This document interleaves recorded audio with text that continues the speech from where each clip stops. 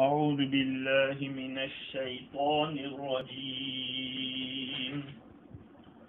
بسم الله الرحمن الرحيم.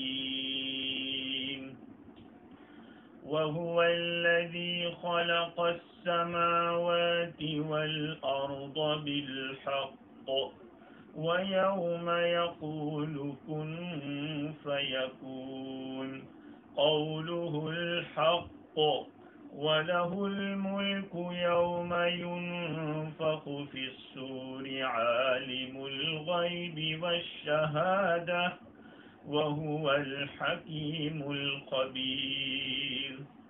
وإذ قال إبراهيم لأبيه آزر أتتخذ أصناما آلهة إني أراك وقومك في ضلال مبين. وكذلك نري إبراهيم ملكوت السماوات والأرض وليكون من الموقنين. صدق الله العظیم. بزرگوں، پیارے بھائیوں، سننے والی خواتین، مائیں اور بہنیں، معلوم ہونا چاہیے کہ گزشتہ مجلس میں ہماری گفتگو یہ چل رہی تھی کہ حضور اکرم صلی اللہ علیہ وسلم کو اور صحابہ کرام کو جو کفار دعوت دیتے تھے، کفر کی طرف بلاتے تھے کہ ہماری طرف ہو جاؤ، اللہ تعالیٰ نے اس کی ایک مثال بیان کی. علامہ عثمانی رحمۃ اللہ علیہ فوائد میں بیان فرماتے ہیں کہ مسلمان کی شان یہ ہے کہ گمراہوں کو نصیحت کر کے سیدھی راہ پر لاتا ہے، اور جو خدا سے بھاگ کر غیر اللہ کی چوکھٹ پر سر رکھتا ہے یا رکھا ہوا ہے، ان کو اللہ کے سامنے سربسجود ہونے کی دعوت دیتا ہے، کوشش کرتا ہے. اب ظاہری بات ہے کہ جس مسلمان کی شان یہ ہو، اس سے یہ توقع رکھنا کہ وہ صحیح مذہب کو چھوڑ کر، ایک اللہ کی عبادت کرنے کو چھوڑ کر غیر اللہ کے پاس آئے گا، یہ توقع فضول ہے، بیکار ہے. ایسی ذات کے سامنے جو نہ نفع کا مالک ہے نہ نقصان کا مالک ہے، کیسے سر جھکائے گا؟ یا پھر باطل کی صحبت میں رہ کر توحید و ایمان کی صاف ستھری سڑک چھوڑ کر شرک کی بھلبھلیوں میں آئے گا، الٹے پاؤں پھرے گا. اگر خدا نہ خواستہ معاذ اللہ ایسا ہو، کسی نے ایسا کیا، تو اس کی مثال ایسی ہے کہ ایک مسافر ہے جو راستہ جاننے والے ساتھیوں کے ساتھ سفر کر رہا ہے، جنگل میں ہے. اچانک غول بیابانی، خبیث جنات نے اس کو بہکا کر راستے سے الگ کر دیا. وہ چاروں طرف بھٹکتا پھر رہا ہے، اس کے ساتھی اس کو پکارتے رہتے ہیں خیر خواہی کے طور پر کہ ادھر ہے راستہ، آ جاؤ. لیکن وہ حیران ہے، مخبوط الحواس ہے، نہ کچھ سمجھتا ہے نہ ادھر آتا ہے. سمجھ لو یہ انسان ایک مسافر ہے، آخرت کا سفر کر رہا ہے، اور سیدھا راستہ اسلام کا اور توحید کا راستہ ہے. اب یہ سفر طے کرتے ہوئے اسلام اور توحید کے سیدھے راستے کو چھوڑ کر جس کے ساتھ پیغمبر اور پیغمبر کے اتباع کرنے والے موجود ہیں، اب یہ بدبخت شیاطین و مضلین کے پنجے میں پھنس کر گمراہی کے جنگل میں پھنس جاوے اور بھٹکتا پھرے. اس کو راستہ بتلانے والے رفقا ہمدردی کے طور پر بلا رہے ہیں کہ آ جاؤ آ جاؤ، وہ سننے کے لیے تیار نہیں. تو اب ظاہری بات ہے کہ اگر کوئی ایمان والا نعوذ باللہ اسلام کو چھوڑ کر غیروں کے طریقے پہ چلا گیا، اس کی مثال ایسی ہی ہے، وہ کبھی نہیں آ سکتا راستے کی طرف۔ یہاں پہ ایک بات میرے دماغ میں گم رہی تھی، لیکن جب تک کوئی بات تائید معید نہیں ہوتی ہے میں کوشش کرتا ہوں کہ اس بات کو نہ نکالوں، لیکن حضرت حکیم الامت مجدد الملت مولانا اشرف علی تھانوی نور اللہ مرقدہ کے فوائد کے اندر یہ بات ملی، فرماتے ہیں کہ اس آیت کریمہ کے اندر جو شیطان کی مثال دی ہے کالذی استہوتہ الشیاطین فی الارض حیران، یہ جو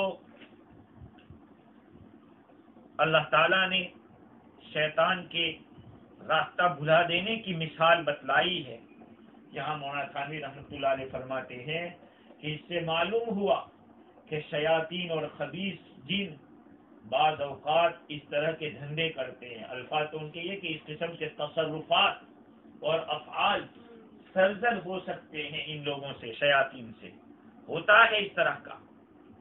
کبھی کبھی آدمی اٹک جاتا ہے، حج کے موقع پر بھی دیکھا گیا، آدمی عرفات سے لوٹتے ہوئے گم ایسا ہوا کہ کئی دنوں تک نہیں ملا۔ ایسے ہی میں ایک بات عرض کر رہا ہوں کہ آج کل جو ایکسیڈنٹ ہوتے ہیں اور اس طرح کے حالات آتے ہیں، یہ ہمارے دعاؤں کے نہ پڑھنے کی وجہ سے ہے۔ شیاطین اس طرح کے دھندے کرتے ہیں، بعض دفعہ سانس میں بیٹھ جاتے ہیں اور چھیڑ چھاڑ کرتے ہیں، جس کی وجہ سے حادثے پیش آتے ہیں۔ اس لیے ہر آدمی کو سفر کی جو دعائیں ہیں، سواری کی جو دعائیں ہیں، اس کا اہتمام کرنا چاہیے، اور اگر ایسا ہم نے نہیں کیا تو شیاطین خبیث جنات وہ ہمیں ورغلا سکتے ہیں اور ادھر سے ادھر بھٹکا سکتے ہیں۔ خیر، اللہ تعالیٰ نے اس آیت کریم اوپر جو گزشتہ مجلس میں باتیں ہوئی تھی، اللہ تعالیٰ نے فرمایا کہ نبی جی کہہ دو کہ صحیح راستہ تو اللہ ہی کا راستہ ہے، اور ہمیں تو حکم دیا گیا ہے کہ رب العالمین کے مطیع اور فرما بردار رہیں، اور ہمیں اس کا بھی حکم دیا گیا ہے کہ تم نماز کو قائم کرو اور تقوی اختیار کرو، اللہ سے ڈرتے رہو، اسی کے پاس تم لوگ جمع کیے جاؤ گے، وہ وہی ذات ہے جس کے پاس تم جمع کیے جائیں گے۔ آج جس آیت کریمہ کو پڑھا ہے اس کا ترجمہ یہ ہے، وَهُوَ الَّذِي خَلَقَ السَّمَاوَاتِ وَالْأَرْضَ بِالْحَقِّ، اور وہ وہی ذات ہے جس نے آسمان اور زمین کو باقاعدہ پیدا کیا ہے۔ اشرف علی تھانوی رحمۃ اللہ علیہ کا ترجمہ، باقاعدہ اس کو پیدا کیا، اور حضرت شیخ الہند رحمۃ اللہ علیہ اس کا ترجمہ کرتے ہیں کہ اور وہی ہے جس نے پیدا کیا آسمان و زمین کو ٹھیک طور پر، وَيَوْمَ يَقُولُ كُن فَيَكُونُ، اور جس دن وہ کہے گا کہ ہو جا تو ہو جائے گا، قَوْلُهُ الْحَقُّ، اور اس کی بات سچی ہے، وَلَهُ الْمُلْكُ يَوْمَ يُنفَخُ فِي الصُّورِ عَالِمُ الْغَيْبِ وَالشَّهَادَةِ وَهُوَ الْحَكِيمُ الْخَبِيرُ، اور اسی کی بادشاہت ہے اس دن جس دن پھونکا جائے گا سور کے اندر، وہ غیب پوشیدہ چیزوں کا جاننے والا اور کھلی باتوں کا جاننے والا ہے، وَهُوَ الْحَكِيمُ الْخَبِيرُ، اور وہی حکمت والا باخبر ہے۔ یہ آیت کریمہ اوپر سے مربوط اس طرح سے ہے کہ بقول امام راضی کے کہ اللہ تعالیٰ نے اوپر کی آیتوں میں بت پرستی کے راستے کا بگاڑ، اس کا فساد بیان کیا، یہاں پر اللہ تعالیٰ اس بات کو بیان کرتے ہیں کہ لا معبود الا اللہ، اللہ کے سوا کوئی معبود نہیں۔ اوپر تو شرکیات کی بات تھی اور یہاں توحید کی بات ہے۔ اس آیت کریمہ کے اندر جس کا ترجمہ کیا گیا، اللہ تعالیٰ نے کئی طریقے سے دلائل پیش کیے ہیں۔ امام راضی نے 4 باتوں کی طرف اشارہ کیا، وَهُوَ الَّذِي خَلَقَ السَّمَاوَاتِ وَالْأَرْضَ بِالْحَقِّ، وہی ذات ہے جس نے آسمان و زمین کو ٹھیک ٹھیک پیدا کیا ہے، باقاعدہ پیدا کیا ہے۔ دوسری بات، وَيَوْمَ يَقُولُ كُن فَيَكُونُ، اور جس دن وہ کہے گا کہ ہو جا تو ہو جائے گا، وَلَهُ الْمُلْكُ يَوْمَ يُنفَخُ فِي الصُّورِ، یہ تیسری دلیل۔ اور اسی کی بادشاہت ہے اور ہوگی جس دن سور میں پھونکا جائے گا۔ چوتھی دلیل عالم الغیب والشہادہ، وہ پوشیدہ اور کھلی ہوئی باتوں کا جاننے والا ہے۔ تو پہلا جز اس آیت کریمہ کا یہ ہے کہ وہی ذات ہے جس نے آسمان و زمین کو حق کے ساتھ پیدا کیا ہے۔ حق کے ساتھ پیدا کرنے کا کیا مطلب؟ حق کے معنی تو سچ کے آتا ہے، درست کے آتا ہے، اور اس کے مقابلے میں باطل آتا ہے۔ ربنا ما خلقت هذا باطلا، اے ہمارے رب، آپ نے یہ سارا نظام بیکار نہیں پیدا کیا ہے۔ وما خلقنا السماء والارض وما بينهما لاعبين، ہم نے آسمان و زمین اور ان کے مابین کو کھیل کے لیے کھلواڑ کرتے ہوئے نہیں بنایا ہے، بیکار نہیں بنایا ہے۔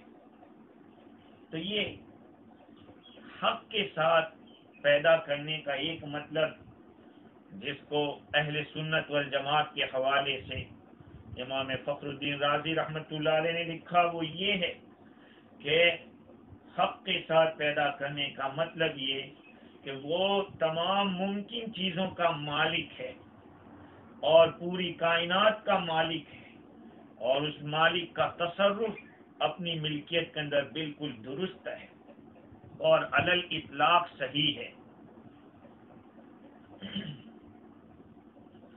تو جو تصرف صحیح ہوگا، اچھا ہوگا، وہ صحیح بھی ہوگا، اسی کو اللہ تعالیٰ نے حق کے ساتھ بیان کیا۔ اور ایک جماعت جو معتزلہ کی ہے، وہ تو یہ بات اپنے دماغ کے اندر لے کر چلتی ہے کہ اللہ تعالیٰ نے بندوں کی مصلحتوں کو دیکھ کر، بندوں کے فائدوں کو دیکھ کر بنایا ہے۔ وہ یوں کہتے ہیں معتزلہ کہ بندوں کے منافع کے مطابق،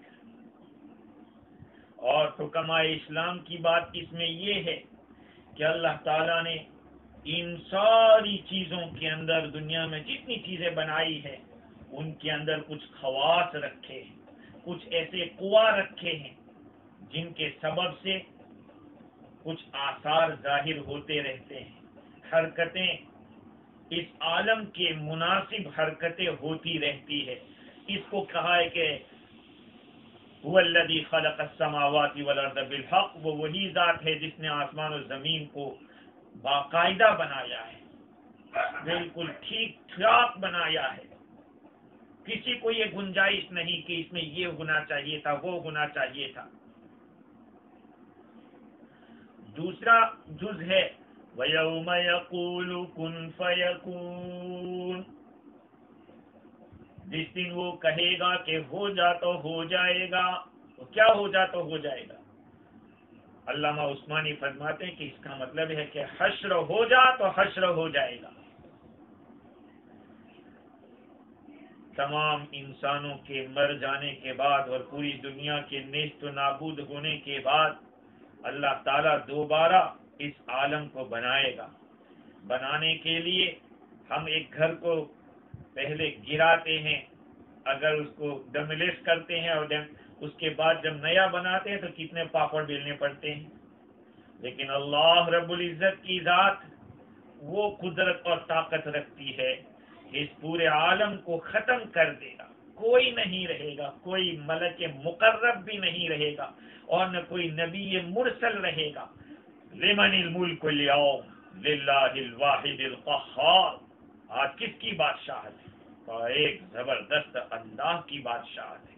تو اس وقت اللہ تعالیٰ اس عالم کو بنائے گا، تو اس کے لیے کا کن فیکون۔ اس آیت کی تأویل میں امام رازی نے لکھا ہے کہ اسی ذات نے آسمان و زمین کو پیدا کیا ہے، اور وہ اس دن کو بھی پیدا کرے گا جس دن کن ہو کہے گا اور ہو جائے گا، یعنی قیامت کا دن۔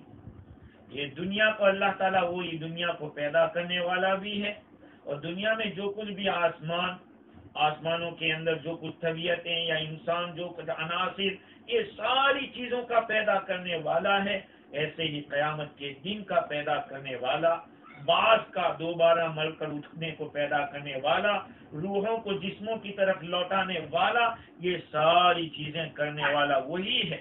اور وہ بھی کیسے؟ علی سبیل کن فیکون، ایسا کن کہے گا ہو جائے گا۔ اور ایک بات یہاں امام رازی نے لکھی ہے اور کہا کہ یہ کن فیکون کے بارے میں بار بار یہ کہہ چکا ہوں کہ اللہ رب العزت کو کہنے کی ضرورت نہیں ہے کہ کن ہو جا، یہ تو انسان کو سمجھانے کے لیے کہا گیا ہے کہ لفظ کن بولنے میں کتنی دیر لگتی، اور انہوں نے ایک عقلی وجہ بتائی کہ کسی چیز کو ہونے کا حکم دینا تو اس وقت دیا جاتا ہے جبکہ وہ چیز موجود ہو، اس کو ہی تو حکم دیا جاتا ہے کہ ہو جا۔ جو غائب ہے اس کو کیسے کہہ سکتے کہ ہو جا تو، اور جو اگر موجود ہے تو موجود کو کیسے کہیں کہ وہ تو ہے آلریڈی۔ اس لیے راضی یوں کہہ رہے ہیں کہ اللہ رب العزت کا یہ کن کہنا، یہ ضرورت نہیں ہے کہ اللہ بولے کہ ہو جا اور ہو جاوے، اللہ کا ارادہ کافی ہے۔ یہ تو انسانوں کو سمجھانے کے لیے یہ کہا گیا کہ کن فیکون۔ اور آگے اللہ تعالیٰ فرماتے کہ قولہ الحق، اور اس کی بات درست ہے، اسی کی بات سچی ہے۔ قولہ الحق، بعض علماء نے جیسے کہ رازی نے لکھا ہے کہ قولہ الحق، اسی کی بات سچی ہے، یہ بعد میں ہے، لیکن وہ اوپر والا جو جز ہے وَيَوْمَ يَقُولُ كُن فَيَكُونُ، وہ پہلے بیان کیا گیا ہے کہ اللہ کی بات، اسی کی بات سچی ہے کہ جس دن وہ کہے گا کہ ہو جا تو وہ ہو جائے گا۔ وَلَهُ الْمُلْكُ يَوْمَ يُنفَخُ فِي الصُّورِ عَالِمُ الْغَيْبِ وَالشَّهَادَةِ وَهُوَ الْحَكِيمُ الْخَبِيرُ۔ اور اسی کی بادشاہت ہوگی، اسی کی بادشاہت ہوگی۔ قرآن مجید میں جن الفاظ کو اللہ رب العزت نے بیان کیا ہے اور جس ترتیب کے ساتھ بیان کیا، اس کے اندر خاص معنی ہوتا ہے۔ والملک لہو، بادشاہت اس کے لیے ہے، لیکن یہ اللہ تعالیٰ نے فرمایا کہ وَلَهُ الْمُلْكُ، لہو بعد میں آنا چاہیے تھا لیکن پہلے بیان کیا، اس لیے اس میں ذرا زور دے کر حسر کے ساتھ ترجمہ کیا جائے کہ اسی کی بادشاہت ہوگی۔ اس دن کوئی اور بادشاہ نہیں ہوگا، جس دن سور میں پھونکا جائے گا، فقط اللہ تعالیٰ کی ہوگی۔ مطلب یہ ہے کہ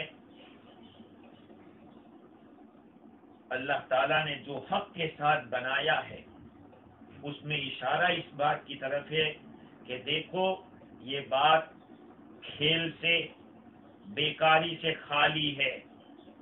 ہاں، اسی کی بادشاہت ہوگی۔ آسمان و زمین کو جو پیدا کیا ہے اس کو ایسے ہی نہیں بنایا ہے، حق کے ساتھ بنایا ہے۔ اور وَلَهُ الْمُلْكُ يَوْمَ يُنفَخُ فِي الصُّورِ، اس میں اللہ تعالیٰ نے اپنی قدرت کا اظہار کیا ہے۔ اللہ تعالیٰ کی قدرت کا اظہار ہے کہ اس کا کوئی معارض نہیں ہوگا، اس کو کوئی روکنے والا نہیں ہوگا، وہ ایسی قدرت والا ساری چیزوں کو پیدا کرے گا، سور میں پھونکا جائے گا، ساری چیزیں موجود ہو جائے گی۔ اب یہاں پہ جب بات آئی ہے تو عرض کرتا ہوں کہ یہ سور ہے کیا؟ چنانچہ تفسیر روح البیان میں لکھا ہے کہ جب اللہ تعالیٰ نے آسمان و زمین کو پیدا کر دیا تو سور کو پیدا کیا۔ یہ سور ایک خاص لفظ ہے، بعض حضرات نے اس کو سورت ان کی جمع قرار دیا، اس کا پلورل قرار دیا، لیکن اختلاف ہوا علماء میں اس بارے میں، لیکن جو بات محقق ہے اور پکی ہے وہ یہ ہے کہ سورت ان کی جمع سور نہیں ہے، وہ تو سور آتی ہے، اور یہ سور ہے جو سین کا ہے اور اس میں پھونکا جائے گا۔ اس کی دلیل کہ یہ سور جمع نہیں ہے یہ ہے کہ اللہ تعالیٰ نے ایک مقام کے اوپر یہ بات بیان کی ہے کہ ثم نفخ فیہ اخری فاذا هم قیام ینظرون، پھر سور میں دوبارہ پھونکا جائے گا تو لوگ کھڑے ہو جائیں گے۔ قرطبی نے لکھا ہے کہ اگر یہ سور جمع ہوتی سورت کی تو نفخ فیہا ہوتا، فی ہی آیا، یہ اس بات کی دلیل ہے کہ سور وہی ایک چیز ہے جس کے اندر اللہ تعالیٰ فرشتے کو حکم دیں گے تو پھونکیں گے۔ خیر، اللہ تعالیٰ نے آسمان و زمین کو پیدا کیا اور پیدا کرنے کے بعد سور کو پیدا کیا اور حضرت اسرافیل علیہ السلام کو سونپ دیا۔ اسرافیل علیہ السلام اپنا منہ اس کے اوپر لگائے ہوئے نگاہ عرش کی طرف کیے ہوئے انتظار میں ہے کہ متى یؤمر، اللہ کا حکم دیا جائے کہ پھونکو، وہ پھونکے اور پوری دنیا ختم ہو جائے۔ حضرت ابو ہریرہ رضی اللہ تعالیٰ عنہ کے حوالے سے علامہ حقی نے لکھا کہ میں نے عرض کیا یا رسول اللہ مسور، کہ اللہ کے رسول یہ سور کیا ہے؟ فرمایا القرن، وہ ایک سینگ ہے، ہارن ہے، ہارن۔ پھر حضرت ابو ہریرہ رضی اللہ تعالیٰ عنہ کیا کہ کیف ہوا، وہ کیسا ہے؟ قال عظیم، بہت بڑا ہے وہ، والذی نفسی بیدہ، اس ذات کی قسم جس کے قبضے قدرت میں میری جان ہے، ان عظم دائرۃ فیہا کعرض السماء والارض، بھائی اس کا دائرہ اتنا بڑا ہے جیسے کہ آسمان و زمین کی چوڑائی ہے، اتنا بڑا ہے۔ اور یہ بھی کہا گیا ان فیہ من الثقب علی عدد ارواح الخلائق، اس سور کے اندر اتنے ہول ہے، ثقب سوراخ اتنے بنائے گئے جتنے مخلوق کی روحیں ہیں۔ اب سور میں پھونکا جائے گا، کتنی دفعہ پھونکا جائے گا؟ عامہ مفسرین نے تو 2 ہی دفعہ کہا ہے اور علماء بھی یہی فرماتے ہیں، لیکن بعض علماء نے یہ بھی کہا ہے کہ سور میں 3 دفعہ پھونکا جائے گا۔ پہلی دفعہ جب پھونکا جائے گا تو اس وقت سب کے سب گھبرا جائیں گے، جس کو نفخ فزع کہتے ہیں۔ جب آئے گا وہ پھونکا جائے گا، گویا کہ ایک وارننگ ہوگی جس سے لوگ سمجھ جائیں گے کہ اب یقیناً مرنا ہے اور دنیا اب زیادہ رکنے والی نہیں ہے، تو ان لوگوں کو وہ گھبراہٹ پکڑ لے گی اللہ کے سامنے پیشی کی اور حساب کتاب کی اور عذاب کی وجہ سے گھبراہٹ ہو جائے گی۔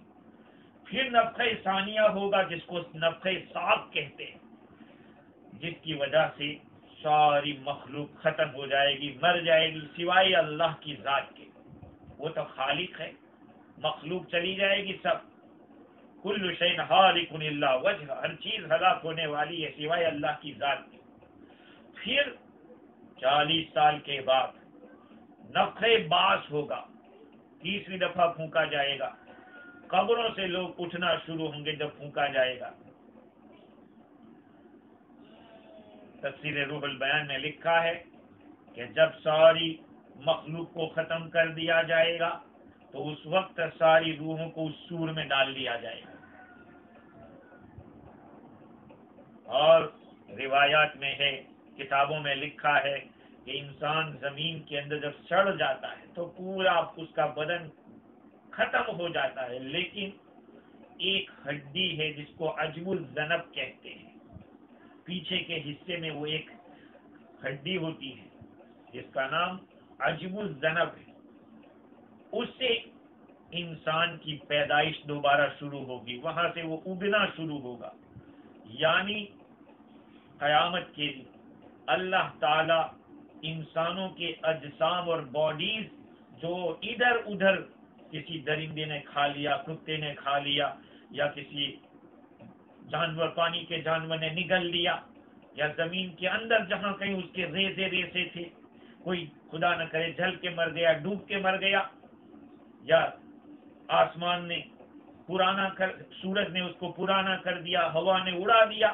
کہ یہ ساری چیزیں اللہ تعالیٰ عرش کے نیچے سے پانی برسائے گا جس کو ماء الحیوان کہیں گے. آسمان سے بارش ہوتی رہے گی 40 سال تک اور 12 ذرا تک پہنچ جائے گی. اللہ تعالیٰ جسموں کو حکم دے گا تو یہ جیسے سبزی اگنا شروع ہوتی ہے لوگ اگنا شروع ہو جائیں گے اور پورا بدن تیار ہوگا، صرف روحیں باقی ہوگی. پھر اللہ تعالیٰ عرش کے اٹھانے والے فرشتوں کو زندہ کرے گا، پھر جبریل و میکائیل اور اسرافیل کو زندہ کریں گے، پھر اسرافیل علیہ السلام کو پھر سور دیا جائے گا. اب یہ پھونکیں گے، اس پھونک سے جتنی بھی روحیں ہیں وہ اس کے سوراخوں سے نکل کر جیسے کہ شہد کی مکھیاں ہوتی ہے وہ نکلے گی اور آسمان و زمین کے بیچ میں پورا بھر دیا جائے گا. اور اللہ کا حکم ہوگا کہ ہر روح اپنے باڈی کے اندر چلی جائے جہاں تھی وہاں. اب یہ روحیں زمین کے اندر جو جسم ہے ان کے ناکوں کی طرف ناکوں میں داخل ہوں گے. ہر جسم کے یہ جیسے بدن کے اندر زہر چلا گیا ہو اور بدن جس کو کاٹ لیا ہو اس میں بدن میں جیسے گھومتا ہے ایسے یہ گھومے گا. پھر زمینیں پھٹنا شروع ہوگی. سب سے پہلے رسول اکرم صلی اللہ علیہ وسلم نکلیں گے، پھر آپ کے ساتھ صدیق اکبر اور عمر فاروق رضی اللہ عنہما. پھر امت شروع ہوگی. تفسیر روح البیان میں لکھا کہ 33 ایئرس کے ہوں گے اور انہوں نے جو لکھا ہوئی کہ زبان اس وقت اس دن سریانی ہوگی، اپنے رب کی طرف سردی ہو جائیں گی. اور کفار کے لیے آدھا یوم عسیر، وہ کہیں گے کہ آج تو بڑا سخت دن ہے. اور کھلے پاؤں ننگے بدن وہ لوگ 70 سال کی عمر کے ہوں گے. اللہ تعالیٰ ان کی طرف دیکھیں گے، روتے رہیں گے یہاں تک کہ خون آنسو پانی کا آنسو ختم ہوگا، خون کا آنسو شروع ہوگا اور پسینے میں وہ ٹھڈی تک لگا ہوا ہوگا پسینہ. پھر اللہ تعالیٰ جو چاہے گا ان کے بارے میں فیصلہ کرے گا. خیر یہ ہے تفسیر روح البیان کے اندر یہ بات لکھی ہے جس کے اندر نفخہ صور کے بارے میں یہ وضاحت کی. اب سوال یہ ہوتا ہے کہ قرآن تو یہ کہتا ہے کہ اس دن اللہ کی بادشاہت ہوگی جس دن صور میں پھونکا جائے گا، تو کیا آج اللہ کی بادشاہت نہیں ہے؟ آج بھی اللہ کی بادشاہت ہے، لیکن ظاہری طور پر مجازی طور پر کچھ لوگ اپنے آپ کو سمجھتے ہیں کہ میری بادشاہت ہے، میں بڑا ہوں. دنیا میں تو اس طرح کر لیتے ہیں، ورنہ اللہ تعالیٰ کی تو ہر وقت قدرت بھی کاملہ ہے اور سب کچھ اللہ ہی کا ہے. لیکن اس دن کسی سے کوئی نفع اور نقصان ظاہر نہیں ہوگا. جیسے کہ یوم لا تملک نفس لنفس شیئا والامر یومئذ للہ، اس دن کوئی نفس کسی کے لیے کسی چیز کا مالک نہیں ہوگا اور سارا فیصلہ اللہ ہی کے ہاتھ میں ہوگا، معاملہ سارا اللہ کے ہاتھ میں ہوگا. تو اس لیے اللہ تعالیٰ نے اس مقام کے اوپر یہ بتلایا کہ بادشاہت اسی کی ہوگی. دنیا میں بھی اسی کی بادشاہت ہے، لیکن کبھی کبھی ظاہری طور پر بندوں کو کچھ اللہ تعالیٰ نے اختیار دیے ہیں. کسی کو بادشاہ بنا دیا، کسی کو کچھ بنا دیا. اب یہ یوں سمجھ رہا ہے کہ میں یوں ہوں میں وہ ہوں. نہیں، جس دن وہ دن آئے گا اس دن تو ظاہر واحد بات کوئی بات نہیں ہوگی، سب اللہ ہی کے ہاتھ میں ہوگا، اللہ ہی کی بادشاہت ہوگی. کوئی وہاں دعویٰ کرنے والا بھی نہیں ہوگا کہ میں کچھ ہوں. عالم الغیب والشہادہ، وہ غیب کا پوشیدہ چیز کا جاننے والا اور کھلی باتوں کا جاننے والا ہے. امام راضی نے لکھا ہے کہ میں نے اپنی تفسیر کے اندر بار بار ایک بات لکھی ہے، وہ یہ ہے کہ اللہ تعالی نے جہاں کہیں بھی بعض کے احوال کو بیان کیا، مرنے کے بعد دوبارہ زندہ ہونے کو بعض کہتے ہیں، اس کو جہاں کہیں بیان کیا ہے وہاں اللہ تعالیٰ نے 2 اصلیں اور 2 اصول بیان کیے. ایک اللہ تعالیٰ ہر ممکن چیز پر قادر ہے، ہر چیز پر قادر ہے، اور دوسری بات ہر معلومات کو اللہ جانتا ہے، ہر چیز کو اللہ جانتا ہے۔ اگر دیکھو ہر چیز پر اللہ کو قدرت نہیں ہوگی تو پھر کیا ہوگا؟ دوبارہ پیدا کرنے پر کیسے قادر ہوگا؟ اللہ تعالیٰ ہر چیز پر قادر ہے۔ روحوں کو دوبارہ جسموں کی طرف لانے پر کیسے قادر ہوگا؟ وہ قادر ہے ہر چیز کے اوپر۔ اور جب ہر چیز کا جاننے والا ہے، اگر وہ جاننے والا نہیں ہوگا تو اس کا نقصان یہ ہوگا کہ پھر فرق نہیں کر پائیں گے کہ ماننے والا کون ہے، نہ ماننے والا کون ہے، ایمان والا کون ہے، کفر والا کون ہے، صدیق کون ہے، زندیق کون ہے۔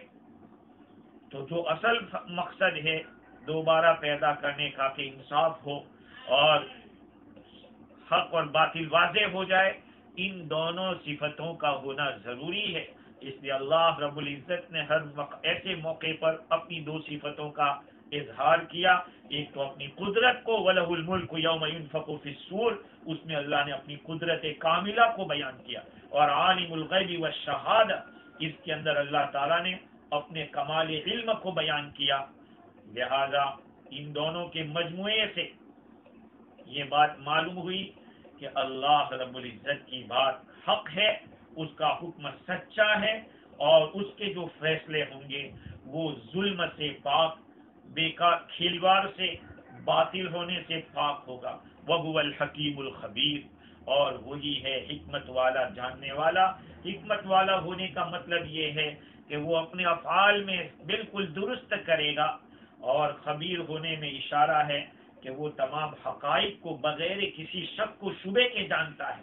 اس پہ یہاں کوئی التباس نہیں ہوتا، کسی بندے نے کیا ہو اور یہ لگے کہ کسی اور نے کیا تھا، نہیں، وہاں سب باتیں بالکل پرفیکٹ ہوتی ہے، اس میں کسی قسم کا کوئی شبہ اور شائبہ نہیں ہوتا۔ وَهُوَ الْحَكِيمُ الْخَبِيرُ، اللہ تعالیٰ ہی باحکمت والا اور باخبر ہے۔ آگے کی جو آیت ہے اس میں اللہ رب العزت نے سیدنا ابراہیم علیہ السلام کے قصے کو بیان کیا۔ دیکھیے اللہ تعالیٰ کیا فرماتے ہیں، وَإِذْ قَالَ إِبْرَاهِيمُ لِأَبِيهِ آزَرَ أَتَتَّخِذُ أَصْنَامًا آلِهَةً إِنِّي أَرَاكَ وَقَوْمَكَ فِي ضَلَالٍ مُبِينٍ۔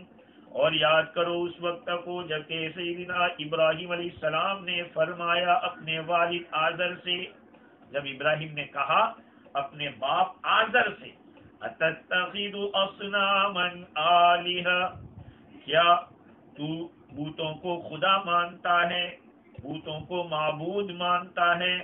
میں تجھے اور تیری قوم کو کھلی ہوئی گمراہی میں دیکھتا ہوں۔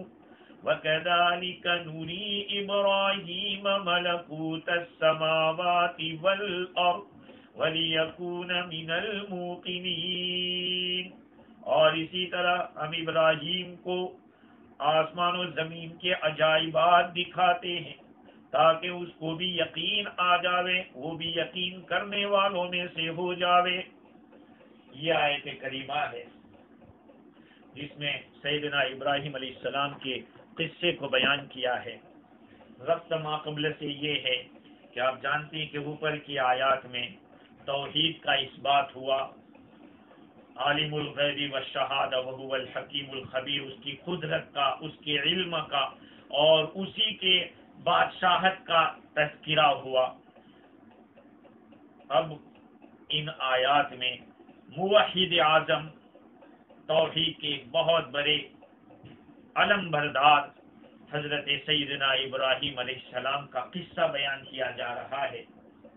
ابراہیم علیہ السلام کا قصہ بیان کرنا اس وجہ سے ہے، جس کو امام رازی نے لکھا ہے کہ مشرکین عرب کے سامنے اکثر و بیشتر سیدنا ابراہیم علیہ السلام کے حالات سے دلیل پکڑی گئی، اس وجہ سے کہ دوسرے اسلام کے سوا جتنے مذہب ہیں وہ مذہب والے، چاہے وہ مشرکین ہو، چاہے وہ یہودی ہو، چاہے وہ نصارہ ہو، سب کے سب ابراہیم علیہ السلام کی فضیلت اور ان کے مقام کا اعتراف کرتے ہیں، ان کا اقرار کرتے ہیں، اور مشرکین مکہ تو اقرار کرتے ہیں کہ وہ ان کی اولاد میں سے ابراہیم علیہ السلام نے اپنے بیٹے اسماعیل علیہ السلام کو مکۃ المکرمہ کے اندر حضرت حاجرہ علیہ السلام کے ساتھ رکھا کہ اسماعیل علیہ السلام کی نسل جو چلی وہ عرب حضرات ہیں تو وہ اس کا اقرار کرتے ہیں. اسی طرح سے یہود وہ بھی کہیں گے، کیونکہ بنی اسرائیل حضرت یعقوب علیہ السلام کی اولاد میں سے ہے، اور یعقوب علیہ السلام حضرت اسحاق علیہ السلام کی اولاد میں سے، اسحاق علیہ السلام ابراہیم علیہ السلام کی اولاد میں سے ہے. اور اسی طرح سے یہ جو نصارہ ہے وہ بھی تو مانتے ہیں حضرت ابراہیم علیہ السلام کو. اس لیے اللہ تعالیٰ نے سیدنا ابراہیم علیہ السلام کے قصے کو یہاں پر بیان کیا تاکہ ان لوگوں کے سامنے بھئی کسی ایسے آدمی کو پیش کیا جاتا ہے جس کو سب مانتے ہو. اگر ایسے آدمی کو پیش کیا کہ جس کو لوگ مانتے نہیں تو کہیں گے ہم اسی کو نہیں مانتے، پھر تو ان کی بات کیوں کرتے. اب ابراہیم علیہ السلام کو تو سب مانتے ہیں. اتنا بڑا منصب سیدنا ابراہیم علیہ السلام کو کیوں ملا؟ کیونکہ اہل علم ان کی فضیلت کو، ان کے علو مرتبت کو مانتا ہے. اور یہ بات صرف حضرت ابراہیم علیہ السلام کو حاصل ہے کہ ساری قومیں ان کو مانتی ہے. اس کی وجہ کیا تھی؟ وجہ یہ تھی کہ بندے اور اللہ کے بیچ میں جو ایک ایگریمنٹ ہوا، اس ایگریمنٹ کو پورا کرنے کا کام ابراہیم علیہ السلام نے کیا. اوفو بعہدی اوفی بعہدکم، تم میرے عہد کو پورا کرو میں تمہارے عہد کو پورا کروں گا. ابراہیم علیہ السلام نے عبودیت کا جو عہد تھا اس کو پورا کیا. اللہ تعالیٰ نے اپنے کلام پاک کے اندر اس کو شارٹ کے ساتھ بھی اور ڈیٹیل کے ساتھ بھی ان دونوں باتوں کو بیان کیا. شارٹ میں جیسے اللہ تعالیٰ فرماتے ہیں وَإِذِ ابْتَلَىٰ إِبْرَاهِيمَ رَبُّهُ بِكَلِمَاتٍ فَأَتَمَّهُنَّ، اس وقت کو یاد کرو جب کہ اللہ تعالیٰ نے ابراہیم علیہ السلام کو کچھ باتوں میں آزمایا تو انہوں نے ان کو پورا کر کے دکھایا. ایگزام بھی بتلا دیا اور ان کا سکسیس ہونا بھی بتلا دیا، ریزلٹ بھی بتلا دیا کہ وہ کامیاب ہو گئے. اور دوسری جگہ اذ قال له ربه اسلم قال اسلمت لرب العالمین، اس وقت کو یاد کرو جب کہ ان کے رب نے ان سے فرمایا کہ تم اسلام لے آؤ، تم تابع فرما بردار ہو جاؤ. انہوں نے عرض کیا اسلمت لرب العالمین، میں رب العالمین کے سامنے سرنگو ہو گیا، اسلام لے آیا، تابع ہو گیا. یہ بات یہ تو میں نے شارٹ میں کہا کہ یہ اجمالاً ہے. اللہ تعالیٰ نے تفصیل کے ساتھ بھی بیان کیا. ابراہیم علیہ السلام نے جو کام کیا ہے توحید کے اس بات میں اور شرک کرنے والوں کی بات کو رد کرنے میں، الگ الگ قسم کے مناظرے اور ڈیبیٹ کی. سب سے پہلی بات تو یہ ہے انہوں نے اپنے والد کے ساتھ مناظرہ کیا اور کیا فرمایا یا ابت لم تعبد ما لا يسمع ولا يبصر ولا يغني عنك شيئا، اے میرے ابا جان تم تو عبادت کرتے ہو ایسی چیزوں کی جو نہ سنتی ہے نہ دیکھتی ہے اور نہ کوئی تمہیں نفع دے سکتی ہے. یہ تو اپنے والد سے مناظرہ کیا. اپنی قوم سے بھی جو آگے چل کے آ رہا ہے 2 آیت کے بعد، ستاروں کے بارے میں، سورج کے بارے میں، چاند کے بارے میں جو مناظرہ کیا. اور تیسرا مناظرہ اپنے زمانے کے بادشاہ کے ساتھ کیا. ربی الذی یحیی و یمیت، تیسرے پارے میں بات گزری. چوتھا مناظرہ فعل کے ذریعے کیا ہے. فعل بتوں کو توڑ ڈالا تھا. عید کا دن تھا، ان لوگوں کے تہوار کا دن تھا. ابراہیم علیہ السلام نے توڑ دیا.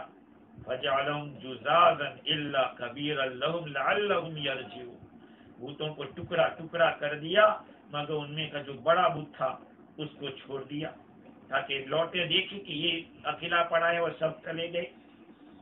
تو قوم نے ان کو جلانے کی بات کی، اللہ نے ان کی مدد بھی کی. وہ پورا واقعہ 17ویں پارے میں اللہ تعالیٰ نے بیان کیا.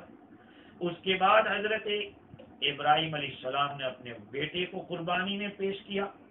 بڑی اچھی عبارت راضی نے بھی لکھی ہے اور تقریباً اسی کی کاپی تفسیر روح البیان میں بھی ہوئی کہ حضرت ابراہیم علیہ السلام کو یہ مقام اس لیے دیا لِأَنَّهُ سَلَّمَ قَلْبَهُ لِلْعِرْفَانِ وَلِسَانَهُ لِلْبُرْهَانِ وَبَدَنَهُ لِلْمِيرَانِ وَوَلَدَهُ لِلْقُرْبَانِ وَمَالَهُ لِلْضِيفَانِ، اس لیے کہ انہوں نے اپنا دل اللہ کی معرفت کے حوالے کر دیا، اللہ کی معرفت کے لیے، اللہ کے تعلق کے لیے اپنے دل کو خالی کر دیا، سونپ دیا اللہ کو، اپنی زبان کو دلائل کے لیے اللہ کے لیے اپنی زبان کو قربان کیا۔ کبھی موقع آیا حق کو بولنے کا وہ پیچھے نہیں ہٹے، چاہے نقصان بظاہر نظر آیا لیکن ظاہری نقصان اٹھایا، بڑی قربانیاں دی زبان کو برہان کے لیے، اپنے بدن کو آگ کے حوالے کیا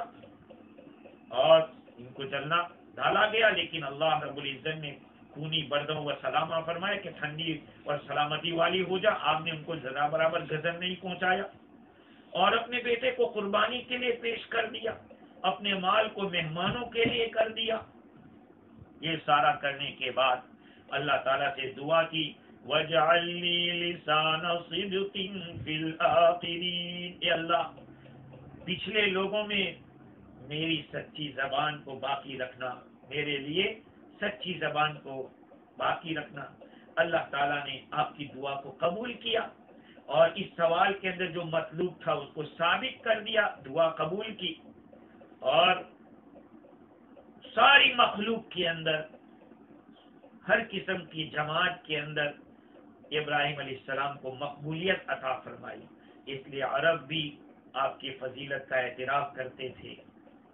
اللہ تعالیٰ نے ابراہیم علیہ السلام کا جو مناظرہ ہوا اپنی قوم کے ساتھ، اس کو یہاں پہ پیش کیا ہے کچھ آیت کے بعد، تاکہ مشرکین عرب دیکھ لیں کہ ان کے جو پروجوں تھے ابراہیم علیہ السلام تھے، انہوں نے دین کے خاطر کیسی قوم کے ساتھ مناظرہ کیا اور مقابلہ کیا۔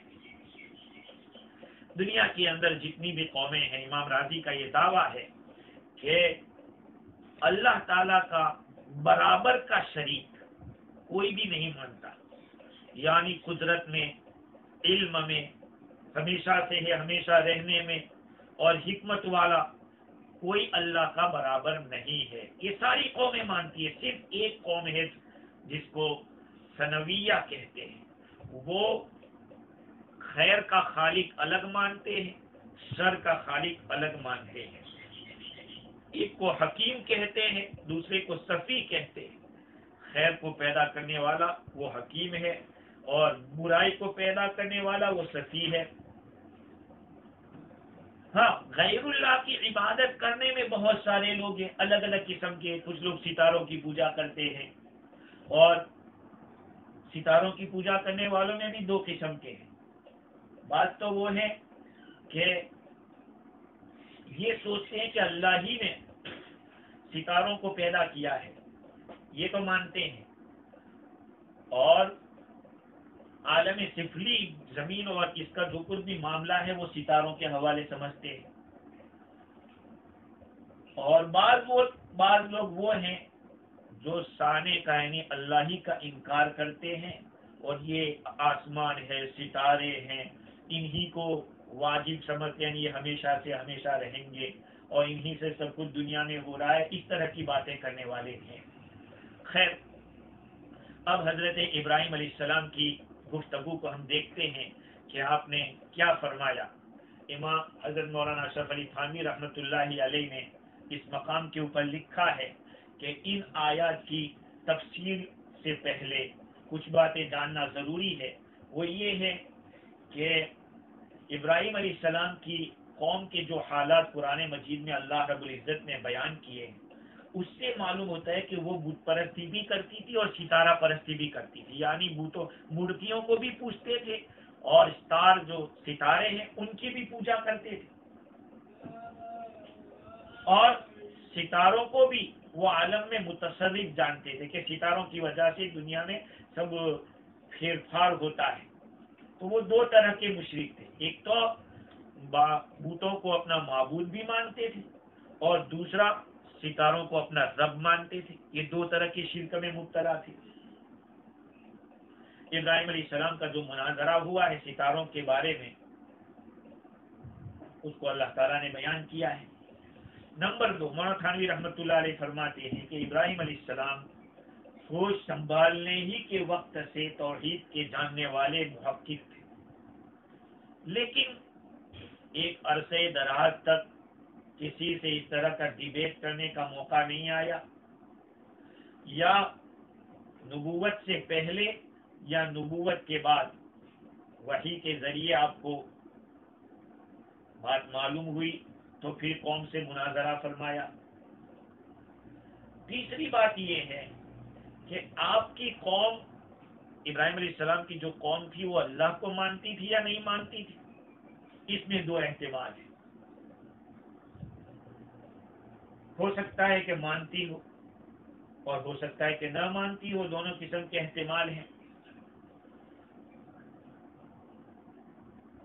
ایک احتمال کہ قائل تھی، مانتی تھی اللہ کو، تو لا اخاف ما تشرکون به، اس سے ظاہر پتہ چلتا ہے کہ میں نہیں ڈرتا ہوں چیزوں سے جس کو تم شریک کرتے ہو۔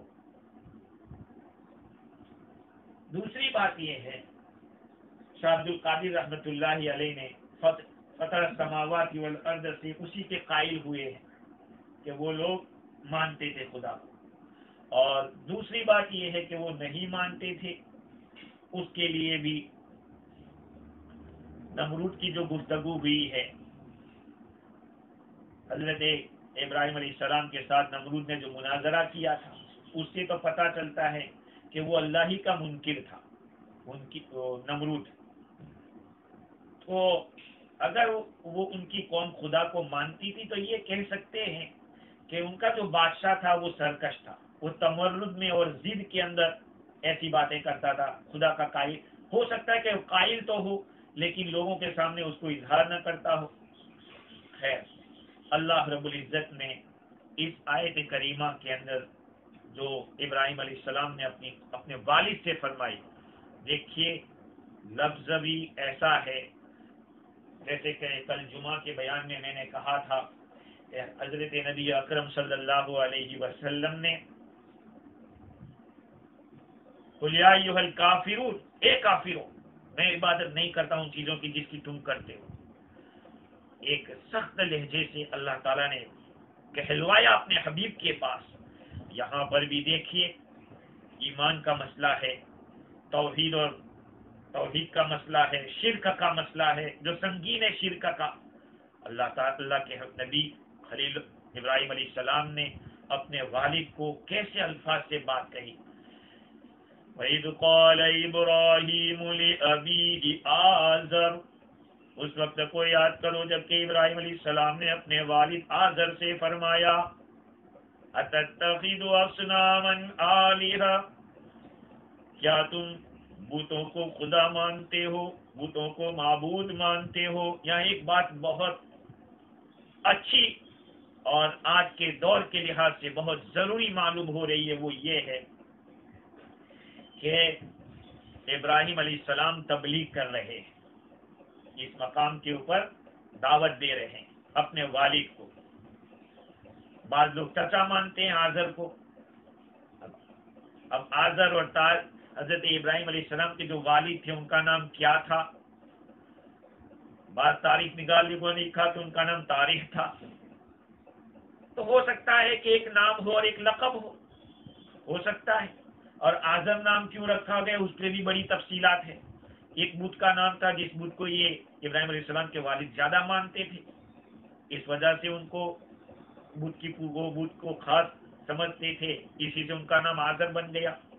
خیر، جو بات معلوم ہو رہی وہ یہ ہے کہ ابراہیم علیہ السلام نے سب سے پہلے جو گفتگو کی ہے وہ چاہے اپنا والد ہو یا چچا ہو، بہرحال نسبی طور پر وہ قابل احترام بزرگ تھے۔ ابراہیم علیہ السلام کے والد ہو تب بھی قابل احترام کیونکہ باپ ہے، چچا ہے وہ بھی قابل احترام اس لیے کہ باپ کا بھائی ہے۔ ابراہیم علیہ السلام نے سب سے پہلے دعوت حق اپنے گھر سے شروع فرمائی، جیسا کہ نبی اکرم صلی اللہ علیہ وسلم کو بھی اس کا حکم ہوا، وَأَنذِرْ عَشِيرَتَكَ الْأَقْرَبِينَ، اپنے قریبی رشتہ داروں کو خدا کے عذاب سے ڈرائیے۔ آپ نے اس کے ماتحت سب سے پہلے اپنے خاندان ہی کو کوہ صفا پہ جا کر دعوت حق کے لیے جمع فرمایا۔ بعض روایت میں ہے حضرت علی رضی اللہ عنہ کے پاس کھانے کا انتظام کروائے 2 مرتبہ، اور رشتہ داروں کو دعوت دی اور ایمان کی طرف بلایا۔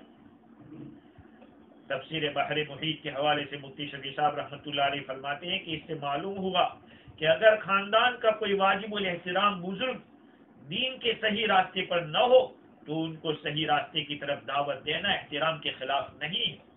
آج اللہ ہمیں معاف فرمائے، اللہ معاف کرے، دعوت کے بڑے بڑے دعوے کرتے ہم لوگ، لیکن ہمارے گھر کے حالات ایسے ہوتے ہیں کہ ساری باتیں خلاف شرع، نکاح ہو تب بھی خلاف شرع، موت میت کا معاملہ ہو تو وہ بھی خلاف شرع، اور ظاہری بات ہے کہ اس کا اثر کیا ہوگا؟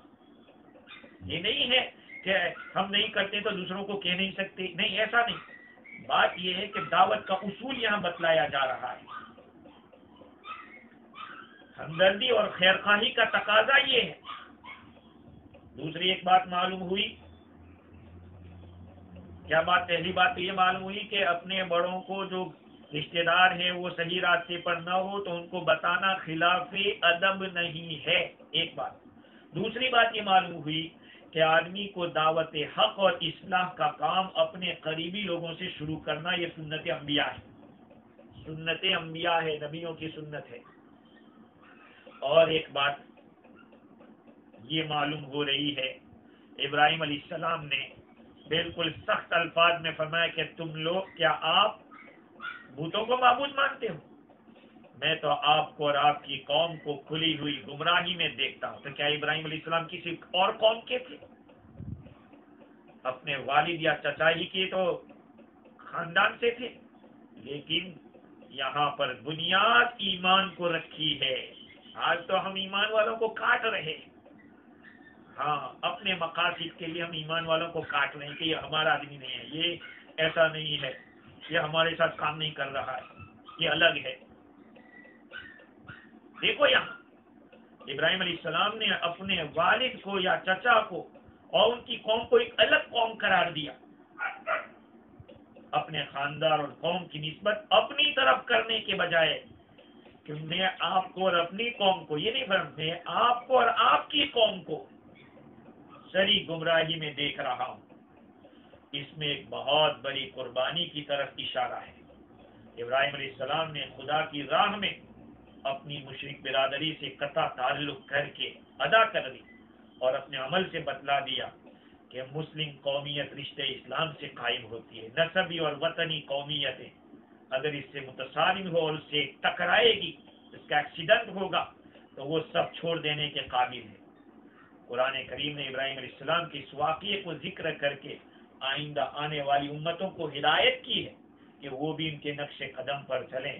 قد كانت لكم أسوة حسنة في إبراهيم والذين معه إذ قالوا لقومهم إنا براء منكم ومما تعبدون من دون الله۔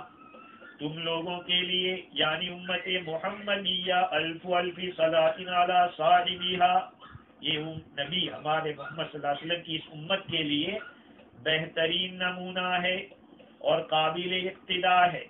حضرت ابراہیم علیہ السلام اور ان کے ساتھیوں کا یہ عمل، انہوں نے اپنی نسبی اور وطنی برادری سے صاف کہہ دیا کہ ہم تم سے اور تمہارے غلط معبودوں سے بیزار ہیں، اور ہمارے تمہارے درمیان بغض و عداوت کی دیوار اس وقت تک قائم ہے اور حائل ہے جب تک تم ایک اللہ کی عبادت اختیار نہ کر لو۔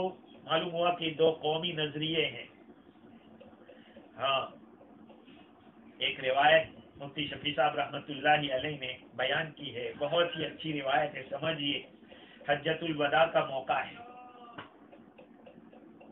سن ہجری 10 کے اندر آپ صلی اللہ علیہ وسلم نے جو حج فرمایا، رسول اکرم صلی اللہ علیہ وسلم سفر میں ہے، راستے میں ایک قافلہ ملا۔ آپ صلی اللہ علیہ وسلم نے پوچھا کہ تم کس قوم سے ہو؟ تم کس قوم کے ہو؟ جواب دیا نحن قوم مسلمون، ہم مسلمان قوم ہیں. حالانکہ عربوں میں جب کبھی اس طرح کا سوال ہوتا تھا تو قبیلے کا نام یا خاندان کا نام لیا جاتا تھا. یہاں بجائے خاندان اور قبیلے کا نام لینے کے مسلمون کہہ کر حقیقی قومیت کو بتلا دیا جو دنیا سے لے کر آخرت تک چلنے والی ہے. ابراہیم علیہ السلام نے اس جگہ اپنے باپ سے خطاب کے وقت تو برادری کی نسبت ان کی طرف کی کہ انی اراک، آپ کو، وقومک، اور آپ کی قوم کو دیکھ رہا ہوں، فی ضلال مبین، تو بیداری کا اعلان کر دیا. ہاں، جس جگہ قوم سے اپنی بیداری اور قطع تعلق کا اعلان کرنا تھا وہاں اپنی طرف منسوب کر کے خطاب کیا. کیا فرمایا؟ یا قومی انی بریء مما تشرکون، اے میری قوم سن لو، میں بری ہوں ان چیزوں سے جس کو تم شرک کر رہے ہو، تم شریک کر رہے ہو. اس کی طرف اشارہ ہے کہ اگرچہ نسب اور وطن کے لحاظ سے تم میری قوم ہو لیکن مشرکانہ افعال نے مجھے تمہاری برادری سے قطع تعلق کرنے پر مجبور کر دیا ہے. خیر، انشاءاللہ مزید گفتگو آئندہ انہی آیات کے اوپر کریں گے. اللہ تعالیٰ مجھے اور آپ کو دین کی صحیح سمجھ عطا فرماوے اور قرآن مجید کے حقوق کو ادا کرنے کی توفیق عطا فرمائے. وآخر دعوانا الحمدللہ.